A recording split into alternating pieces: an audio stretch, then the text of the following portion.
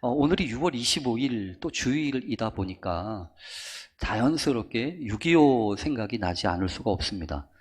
뭐 제가 6.25를 겪은 사람은 아닌데 그럼에도 불구하고 아직까지 6.25 하면은 예전에 배운 기억들이 이렇게 저렇게 안타깝게 살아오는 것을 보게 됩니다. 1950년 6월 25일 이 북한군의 남침으로 시작돼서 53년 7월 27일 휴전되기까지 약 기간은 3년 1개월 2일이 걸렸습니다. 뭐 인명피해나 물적피해 같은 것은 이루 말할 수가 없습니다. 무려 이 군인들의 피해는 약 178만 명, 한 180명가량, 180만 명가량 정도가 희생되었다고 알려지고, 이 민간인의 피해는 더 크게 알려지고 있습니다. 약 250만 명 정도가 목숨을 잃었다고 하는데요. 특히 이것이 중요한 이유는 2차 세계대전이나 이 베트남 전쟁에서 희생당한 민간인보다도 이 사람 숫자가 문제가 아니라 이 사망률이 사실은 중요한데요. 훨씬 높답니다. 그러니까 우리나라에서 있었던 이 한국전쟁 6.25가 특별히 민간인의 희생이 유독 많았던 그런 것으로 유명하다는 얘기죠.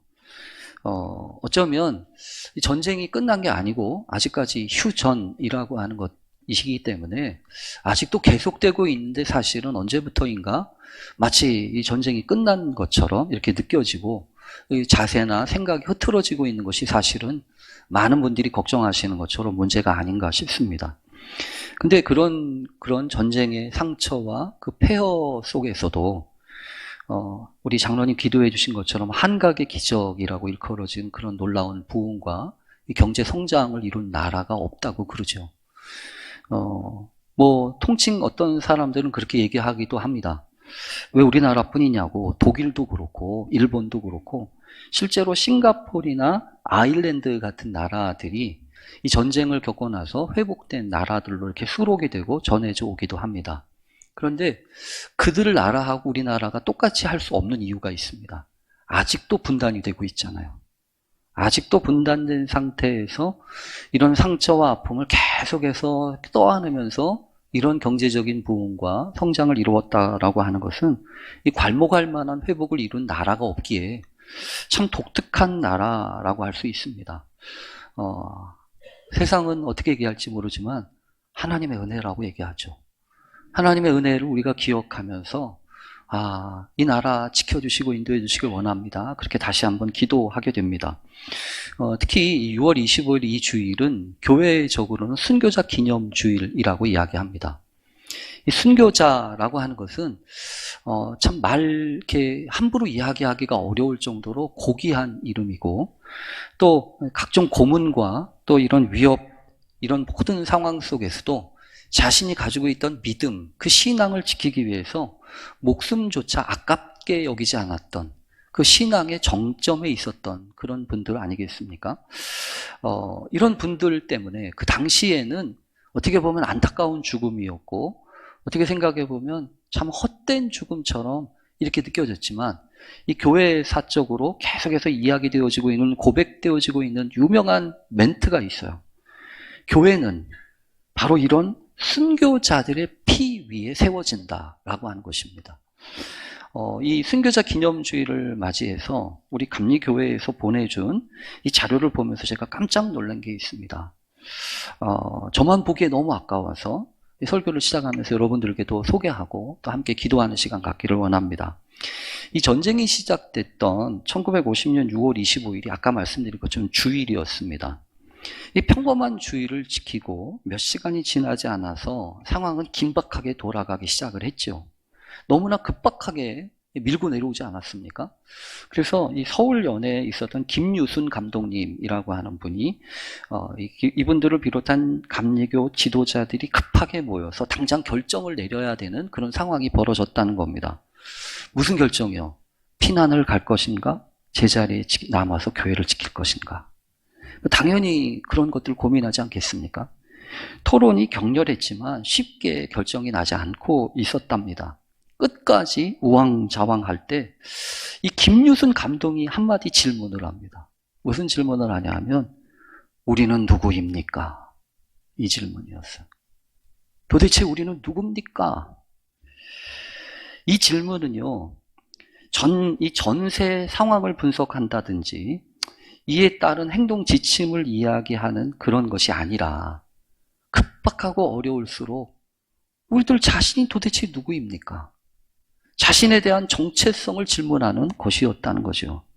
이렇게 질문하셨던 이 김유순 감독님이 스스로 대답을 하기를 우리는 목자가 아닙니까? 어떻게 목자가 양을 버리고 갈 수 있겠습니까? 양이 남아있는 한 목자는 양과 함께 있어야 합니다. 이렇게 이야기를 하고 스스로 결론을 내린 다음에 그곳에 남기로 작정을 하셨습니다. 그 후로 많은 목회자들이 이 피난의 길을 떠났지만 이 김유순 감독님과 또 그분을 따르는 많은 목회자들은 이 공산군 치하에서 3개월 동안 온갖 어려움을 당하고 이 공산군들이 퇴각할 때 북으로 끌려가다가 결국은 희생을 당하신 그런 기록이 남아 있습니다. 이분과 함께 이 조상문이라고 하는 목사님이 계시는데 이 김유순 감독님 후임으로 아연교회를 맡고 있었던 분이십니다. 이분도 역시 이 김유순 감독님이 그러셨으니까 피난을 가지 못했던 이 노인 10분, 이 10여 분 정도의 노인을 돌보고 있었던 이 조상문 목사님은 상황이 자꾸 어려워지니까 교인들도 너무 딱했든지 제발 피난하십시오. 이렇게 부탁 아닌 부탁을 했다는 거죠. 이렇게 간곡한 권면을 받았던 이 사람, 이 조상문 목사님은 마지못해 이제 피난을 갑니다. 아현동 고개를 넘어서 이 공덕동까지 이렇게 갔는데 더 이상 발걸음이 떨어지질 않는 거예요. 더 이상 발걸음이 떨어지지 않아서 남아있는 교인들한테 돌아옵니다. 무슨 거창하고 위대한 일을 한 게 아닙니다. 그냥 늘 하던 대로 몸과 마음을 다해서 이렇게 양들을 섬기었던 이런 목자였던 거죠. 결국 인민보위부에 언행되어서 수감되셨다가 이 서울 수복 직전에 이 북행길, 죽음의 길이죠. 그곳으로 끌려가셨다는 거예요. 사실은 그렇게 끝나고 죽으신 줄 알았어요. 돌아가신 줄 알았어요.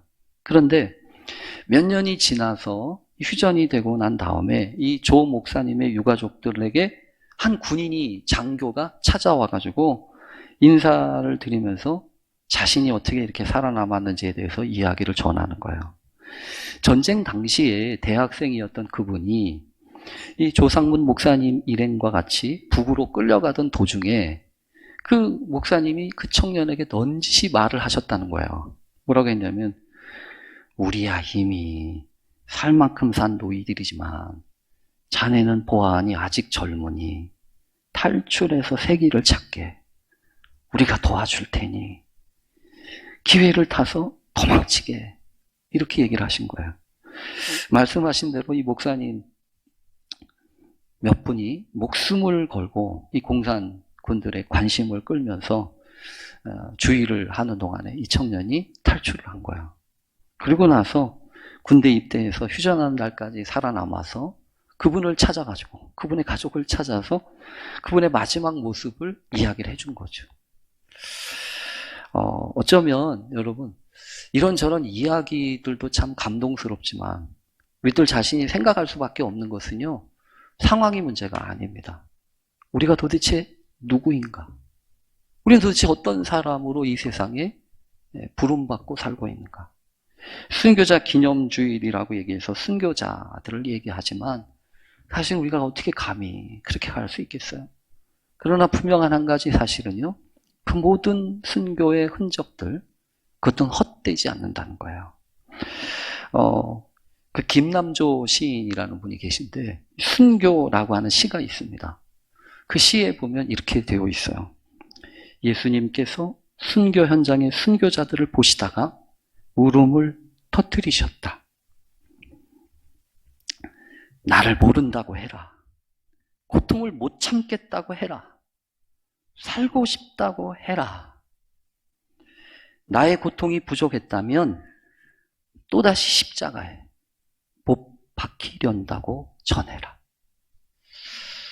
이 순교는 예전의 문제가 아닙니다. 아직도 남아있는, 또 앞으로 해야 될, 누군가 그 빈자리를 채워야 될 그 거룩한 일이 아닌가 싶습니다. 오늘 특별히 순교자 기념주일과 6.25 이 기념주일을 통하여서 다시 한번 우리들의 도대체 우리는 누구인지 다시금 생각하고 돌아보는 귀한 시간 되실 수 있기를 간절히 바랍니다. 근데 오늘 본문이 사도행전이에요. 여러분도 깜짝 놀라셨을 거라고 생각을 합니다. 저도 여러 가지 생각이 들었습니다. 아마 기억하기로는 이 코로나가 팬데믹이 막 시작을 했던 2020년 2월부터 여러분과 함께 그때 막 이렇게 사람들이 많이 모여있지도 못하고 그냥 온라인 예배 드릴 때입니다. 온라인 예배를 드려야 됐던 그때에 시작했던 게 사도행전 말씀이었어요. 그래가지고 이 사도행전이 끝난 게 언제냐면 2023년 올해 1월 달에 1월 마지막 한던 그 기간 동안에 150번 정도를 사도행전 말씀을 쭉 살펴보았습니다. 그러니까 아마 여러분도 그러겠지만 이제 지긋지긋하다 사도행전 이렇게 이야기하시는 분도 아마 계셨을 거라고 생각을 해요. 뭐 언젠가 다시 이 사도행전 말씀을 볼 수 있겠지라고 생각을 했지만 이렇게 빨리 사도행전 본문을 다시 주일 설교의 본문으로 받을 거라고 생각을 못했어요. 우리가 아는 것처럼 여러분 올해는 어찌됐든 이 주일 설교 본문을 따로 찾지 않고 우리가 매일마다 말씀 묵상하는 생명의 삶에서 같이 하자라고 하는 얘기를 하면서 여러분들한테 부탁을 드렸잖아요.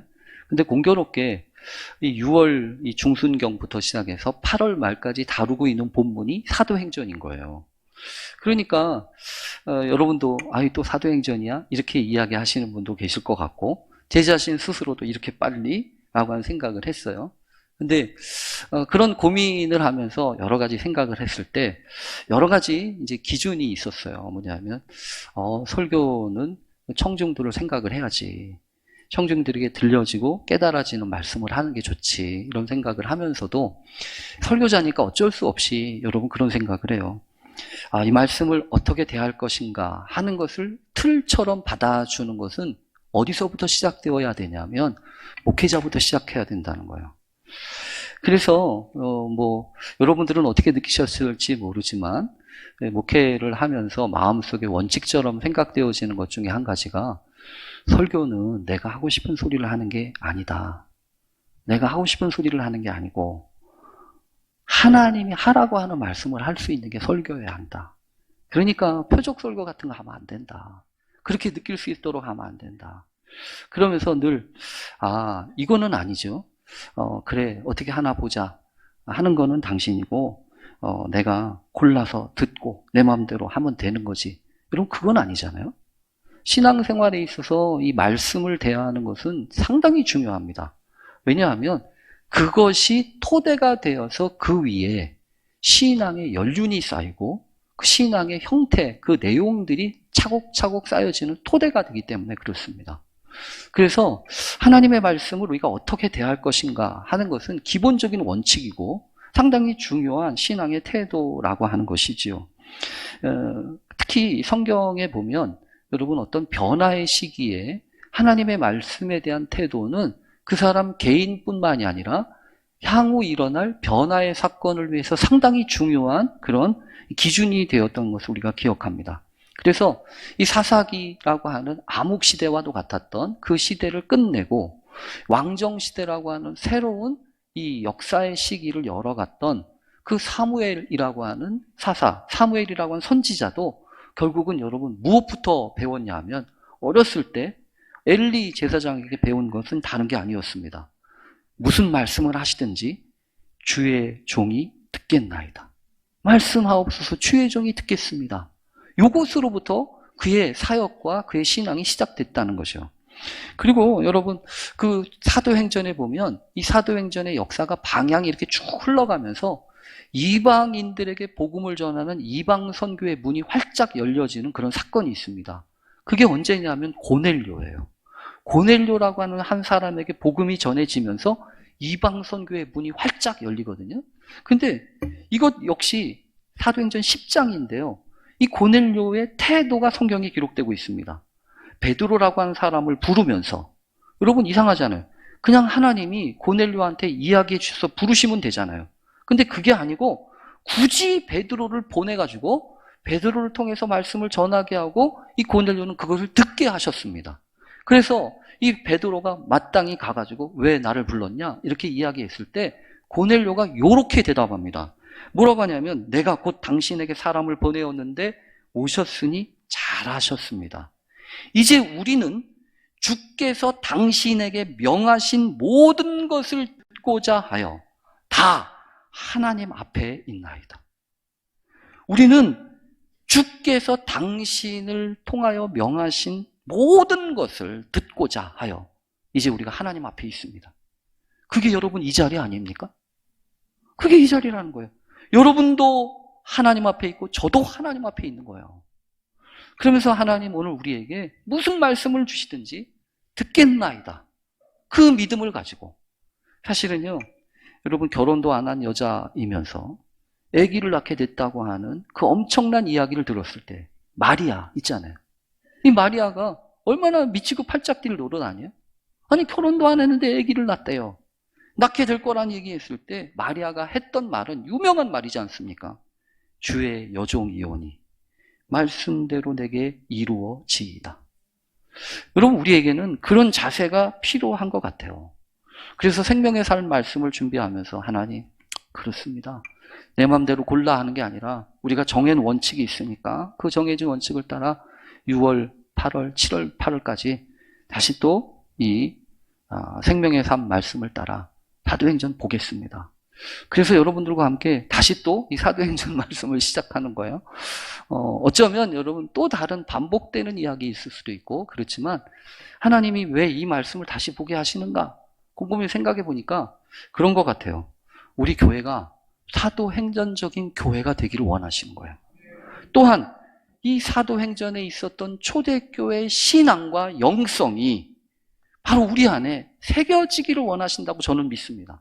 그래서 여러분 이 사도행전 말씀을 주일날만 보실 게 아니라 이제는 그래서 여러분 꼭 이 생명의 삶 다 가지고 가세요.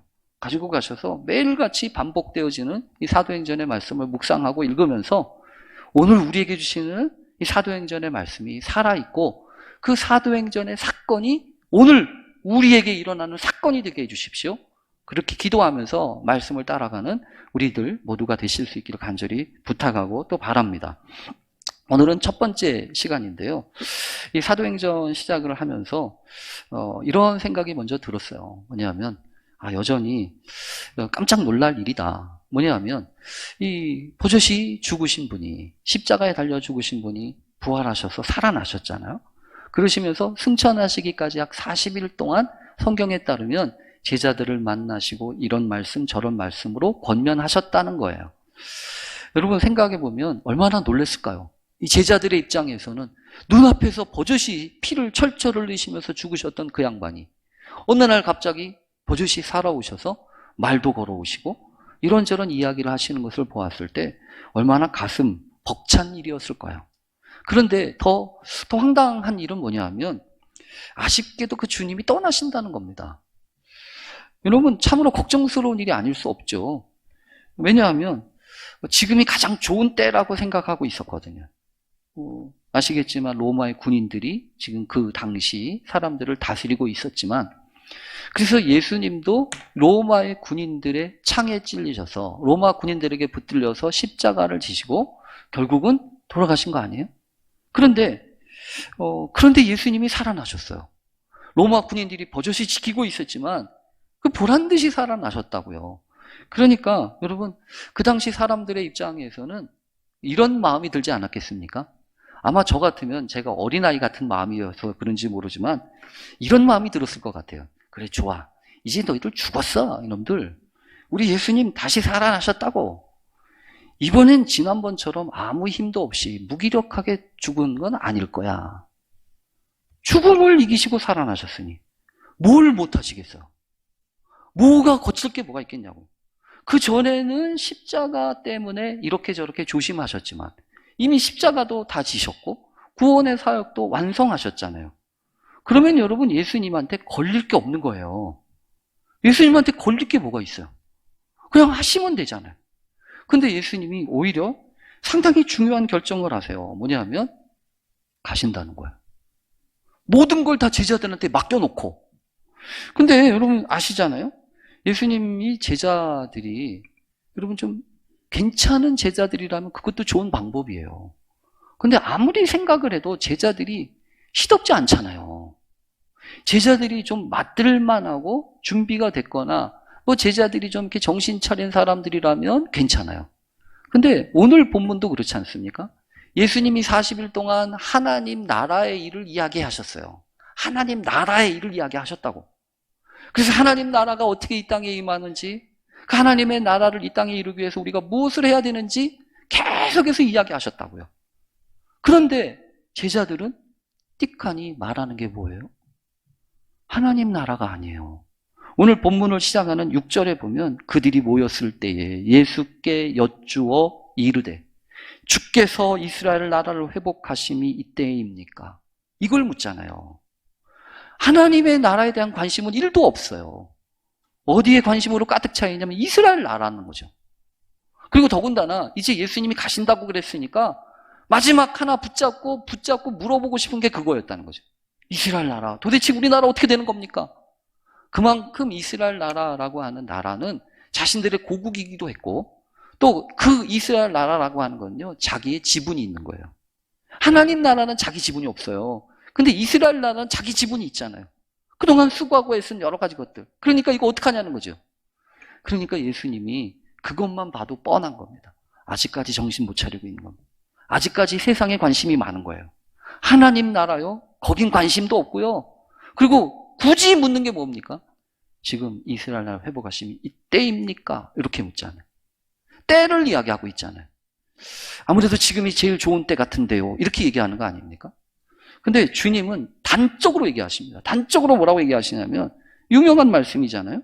뭐라고 얘기하시냐면 때와 시기는 아버지께서 자기의 권한에 두셨으니 너희가 알 바 아니요. 여러분 이거는 예수님이 말씀하신 언어 중에서 강력한 말씀입니다. 여지가 없는 말씀이에요. 이거는 너희 소관이 아니라는 겁니다. 아버지의 권한이라는 거예요. 그러니 뭐 거기에 관심을 갖고 뭐 거기에 따지냐는 거예요. 이거는요 여러분 이런 얘기입니다. 때와 시기는 그거는 너희들 소관이 아니야. 때라고 하는 건 크로노스라고 하는 단어이고 시기라고 하는 건 카이로스라고 하는 시기입니다. 시간을 나타내는 두 단어인데요. 상당히 중요한 개념이에요. 크로노스라고 하는 건 그냥 흘러가는 시간이고요. 카이로스라고 하는 건 아주 정확한 때, 결정적인 순간입니다. 그러니까 이런 시간이 됐든 결정적인 시간이 됐든 이거는 너희들이 붙잡을 수 있는 게 아니라는 거예요. 때와 시기는 아버지의 권한이니까 여러분 이 얘기는 무슨 소리입니까? 좋은 때 찾지 말라는 거예요. 여러분 우리가 늘 그렇지 않습니까? 좋은 때 찾잖아요. 좋은 때 찾는다고요. 왜냐하면 우리는 항상 그렇게 생각합니다. 좋은 때가 있고 나쁜 때가 있는 거예요. 아, 지금은 때가 아니에요. 지금은 때가 아니에요. 지금은 너무 바빠요. 지금은 못해요. 나중에 조금 시간이 좋아지고 여유가 있고 형편이 있을 때 해야지. 지금은 안 돼요. 라고 하는 게 우리 마음이잖아요.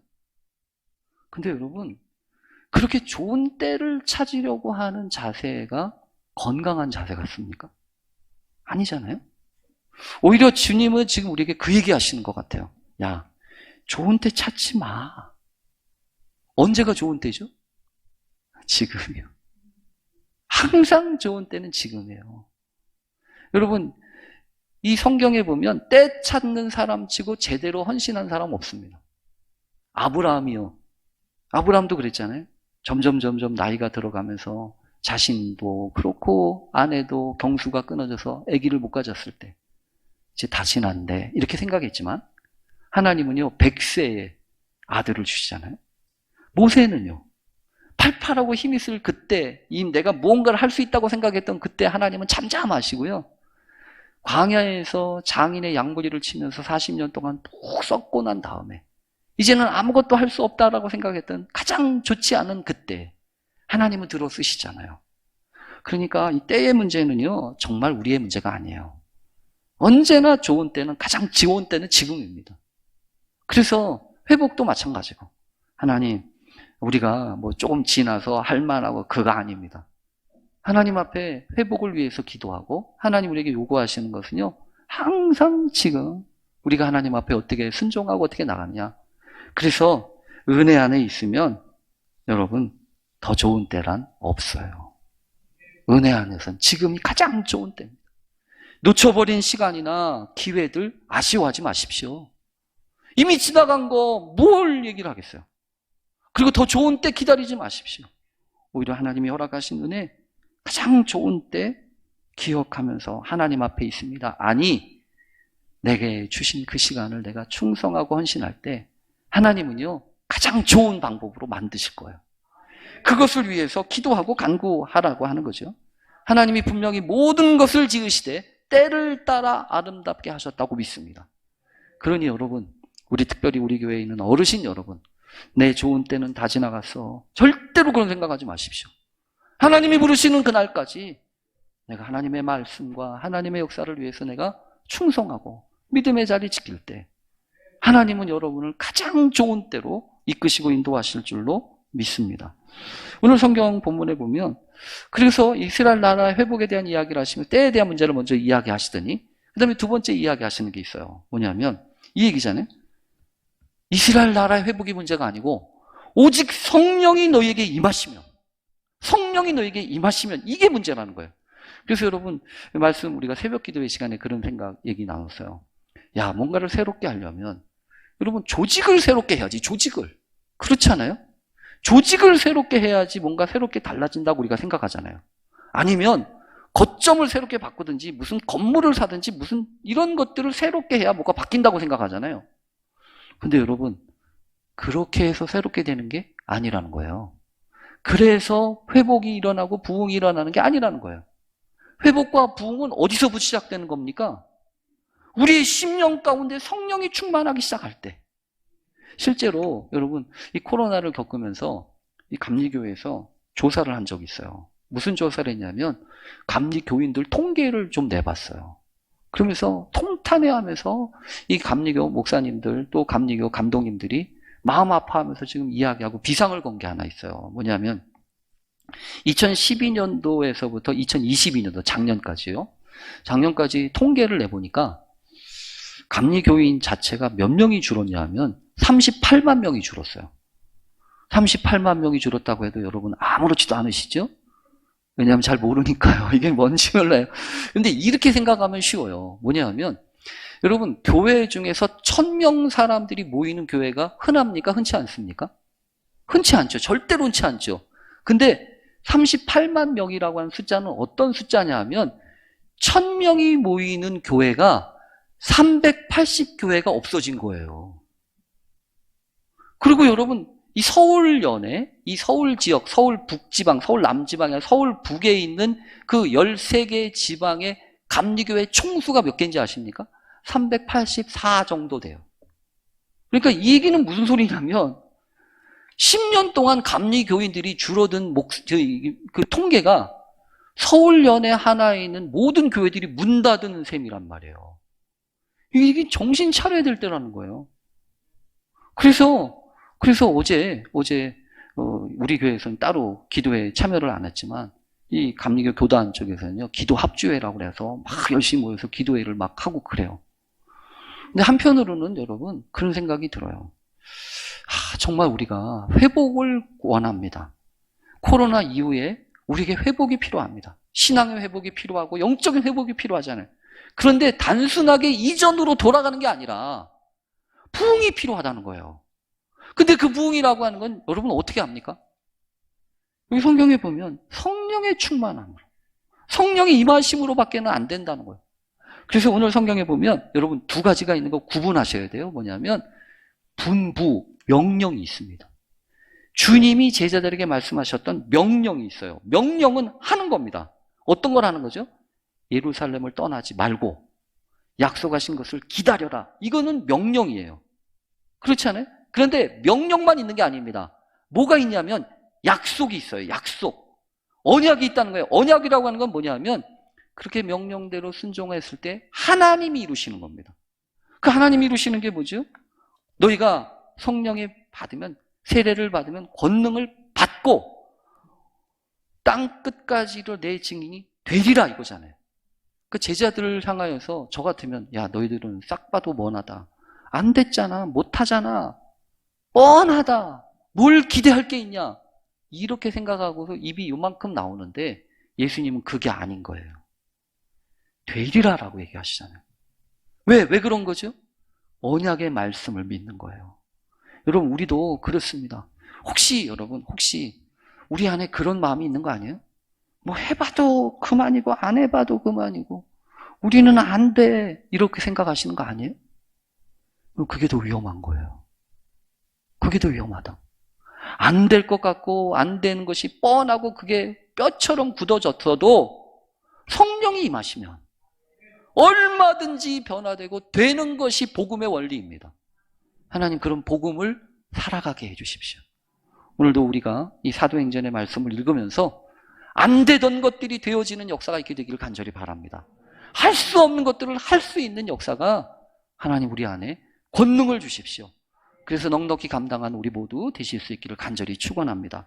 우리 같이 기도하겠습니다. 하나님 감사합니다.